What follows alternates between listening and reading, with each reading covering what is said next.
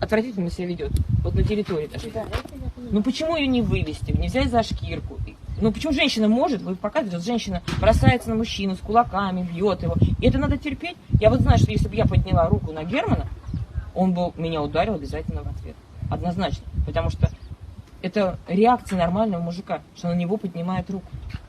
Почему вы все время говорите, мужчина не должен, мужчина поднимать руку не должен, воспитывать женщину не должен? Почему женщина-то все должна? Вы все время защищаете Нет, права женщин.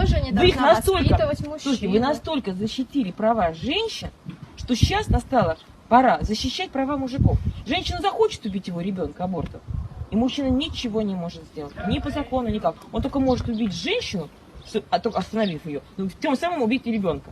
Ничего он не может. Она захочет изменить ему, уйти с ребенком, и государство заставляет его платить алименты за то, что она ему изменила.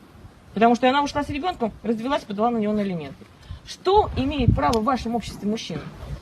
Ничего. Вы хотите жить с такими мужиками? Живите. Я таких мужиков не считаю мужиками. Такие же права, как и женщины.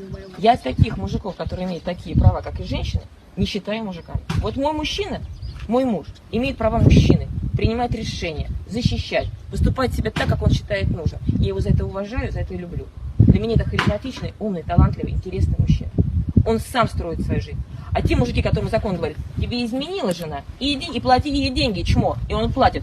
Такого мужика я не буду уважать. Ему школа гнобит, преподает в школе какие-нибудь гадости, чмырит его ребенка. А он говорит, он там социализируется, я не заберу, а вдруг что-то будет. Я не уважаю, не считаю это мужиками. Понимаете, в нашем разговоре надо будет сразу поставить точки. Что такое мужчина? Вот для меня мужчина – человек, принимающий решения. Для вас мужчина, живущий по закону, которого вы гнобите. И вот и эти права у него отнимем, и эти права отнимем. И добивались до того, что начались однополые браки, потому что уже неинтересны друг другу люди. Начались эти извращения. То есть женщине более интересно, чем с мужиком. Отношения были на самом деле всегда.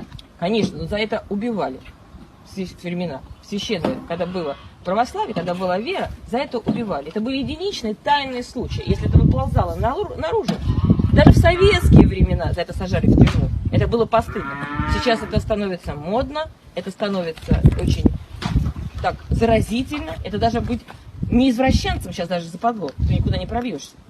И почему это происходит еще потому? Потому что людям, женщинам, уже не интересно с мужиками. Вот женские однополые браки, потому что они настолько зачмирили мужиков, что вот эти законы послушные мужики, они мне интересны. Все, они их забили копытами своими, понимаете, полностью. Чмо какое-то. Я тебе сказала, пошла к другому мужику, давай плати мне.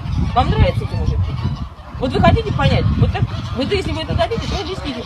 Я живу со своим мужем, потому что он мужик. А вы добиваетесь прав, чтобы из того чмо, которое уже есть, делать еще больше чмо. У вас нет мужиков, у вас язык однопослушный.